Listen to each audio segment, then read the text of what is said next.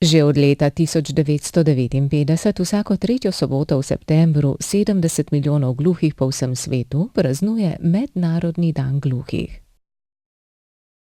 Poleg praznovanja je ta dan namenjen tudi ozaveščanju širše javnosti o težavah, s katerimi se spopadajo osebe z okvaro sluha, in o nevidni invalidnosti, s katero se v Sloveniji spoprijema približno 1500 gluhih in kakih 100 tisoč naglušnih.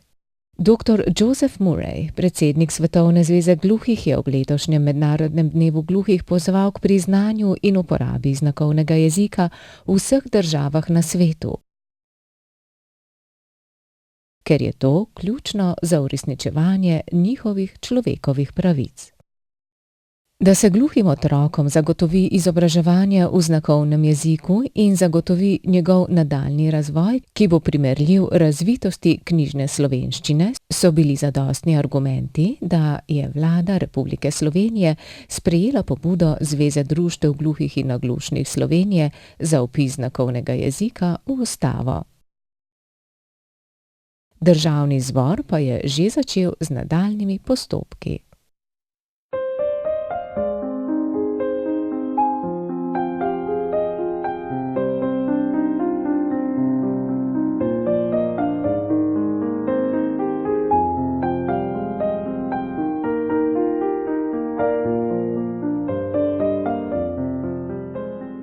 Predsednik ustavne komisije mora sklicati srečanje komisije, ki bo potem odločala naprej. Tudi sam upam in verjamem, da se bo to zgodilo čim prej, da zadevo premaknemo naprej in vpišemo znakovni jezik v Ustavo Republike Slovenije, kar smo si zadali kot cilj. V prihodnosti je treba ravno otrokom omogočiti to možnost, da bodo tudi med njimi otroci, ki bodo kasneje odrasli, da bodo lahko rekli, da so uresničili svoje cilje in svoje sanje. To jim moramo omogočiti.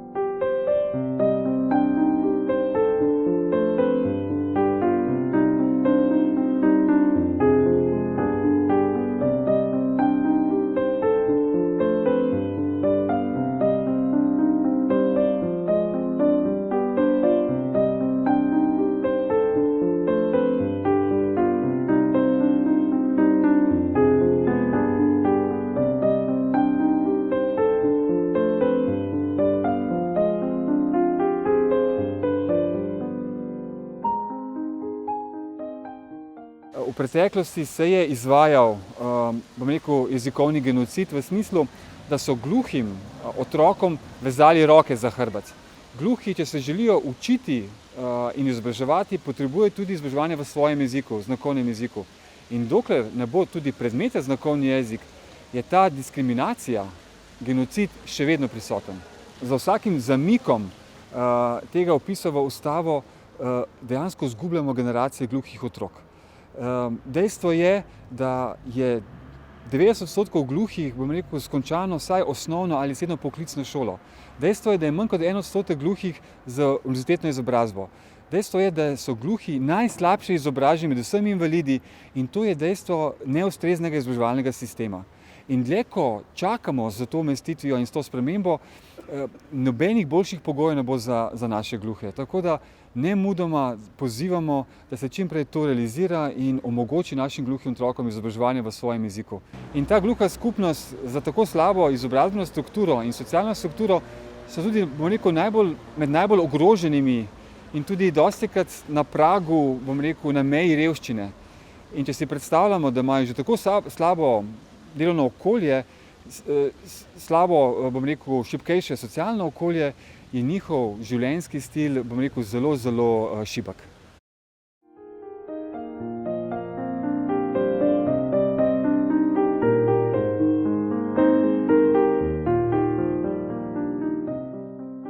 Prva otrokova pravica je pravica do izobraževanja in če je tukaj prilagoditev potrebna, Če je potreben drugačen pristop, je naloga države, da vsem otrokom omogoča, ne glede na njihove psihofizične sposobnosti, prilagoditve, da jim bo omogočila tudi izobraževanje. Zato je bistvenega pomena, da se uredi ta problematika, ki so izpostavili tudi danes, da so gluhi otroci dejansko diskriminirani v primerjavi z ostalimi otroci. Starši, ki imajo gluhe otroke in so zaradi svoje gluhote diskriminirani v izobraževalnem sistemu, se morajo obrniti na nas, zato da mi preko njihovih pobud to tudi lažje razrešujemo.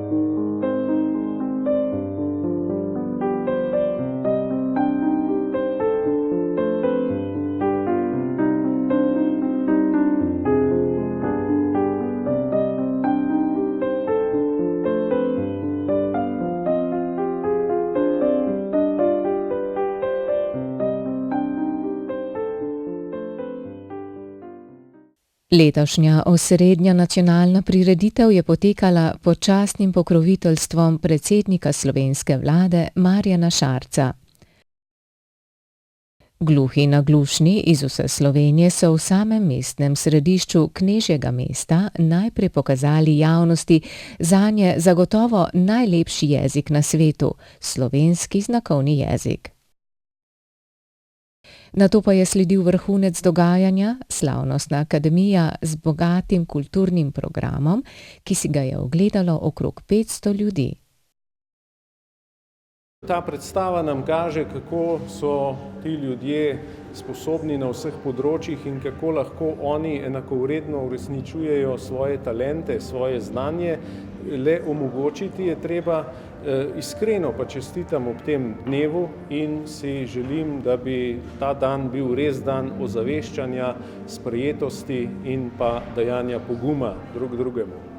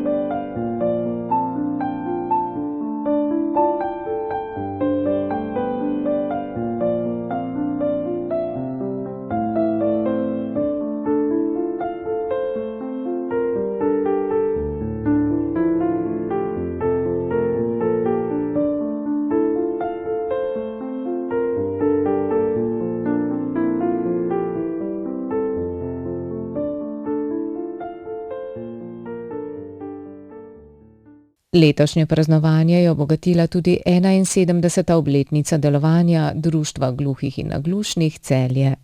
Mednarodni dan gluhih je potekal pod geslom Gluhi enako slišeči. Pripravljeni sprejeti drugačnost? Poudarja pravico do rabe znakovnega jezika za uresničevanje človekovih pravic gluhih. Predsednik Peperko je v svojem nagovoru dejal: Gluhi želijo biti vključeni in sprejeti v slišečo družbo in ji predajati svoja znanja in talente, četudi jih bremeni neozdravljiva in doživljenjska odsotnost sluha.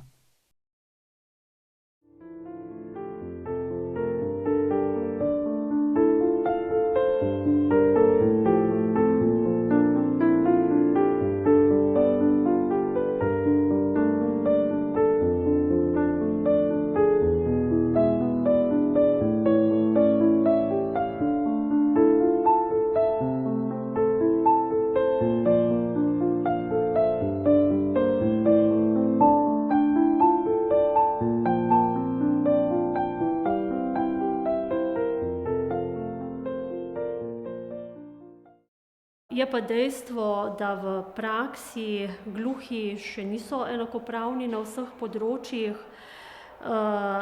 Mi menimo, da bo vpis slovenskega znakovnega jezika v Ustavo Republike Slovenije zagotovo povečal te možnosti, da bodo gluhi enakopravni. Velike pomanjkljivosti pa v bistvu vidimo tudi na področju zaposlovanja gluhih. Tudi tukaj v bistvu se delodajalci bojijo zaposliti gluhe, predvsem zaradi komunikacijskih ovir. Seveda si pa želimo, da bi ohranili tudi financiranje naših društev, da bi lahko tudi v bodoče delovali tako, kot smo do sedaj. Skupnost gluhih v Sloveniji je imela ob 60. mednarodnem dnevu gluhih veliko razlogov za prešerno razpoloženje. Prav v letošnjem letu so začeli prejemati komunikacijski dodatek in postali upravičeni do pomembnih tehničnih pripomočkov.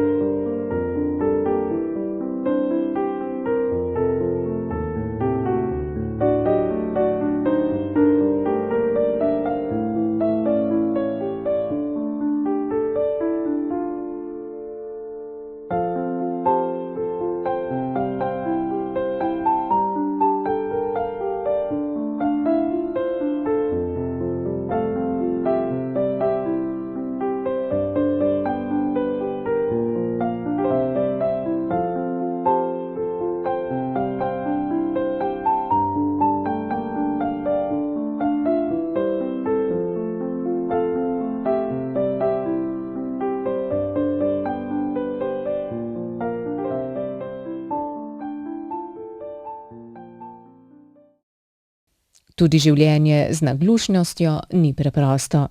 Slušni aparati in različni tehnični pripomočki naglušnim olajšajo sporazumevanje in vključevanje v slišeče okolje. Zato je pomembno, da so jim dostopni. Kar se tiče tehničnih pripomočkov, moram pohvaliti državo oziroma Ministrstvo za delo, da je s pravilnikom oziroma zakonom o izenačevanju možnosti invalidov prepoznalo probleme in sofinancira tehnične pripomočke. Jaz upam, da bo tudi zdravstvena blagajna spoznala potrebo oseb po slušnih aparatih, ker oseba brez slušnega aparata je izolirana od okolja, ne ve, kaj se dogaja, ne ve, kaj jo sprašujejo, zato je slušen aparat življenjskega pomena za vsakega posameznika, ki jo potrebuje, da se lahko vključuje za izobraževanje, za poslovanje, v svoje socialne okolje.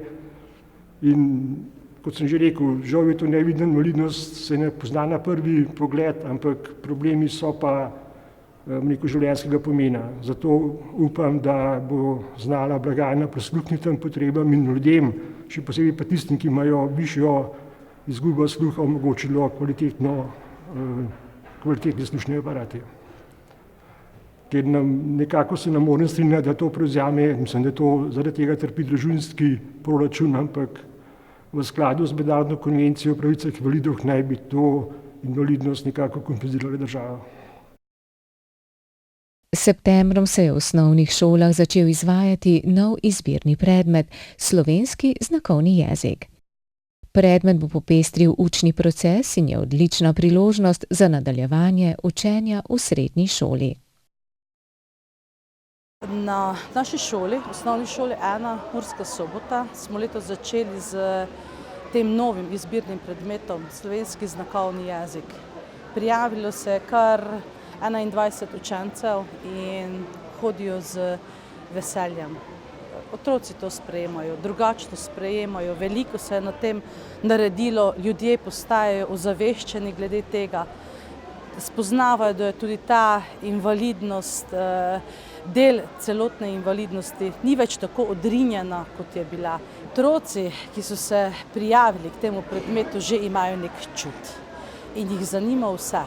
Zanima jih, kako funkcionirajo ljudje, ki ne slišijo, zanima jih, kaj občutijo, kako se sporazumevajo in seveda najnazadnje v prvi vrsti kret.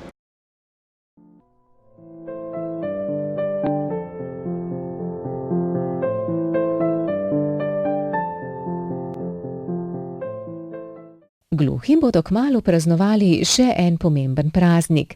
14. novembra bo potekal dan slovenskega znakovnega jezika.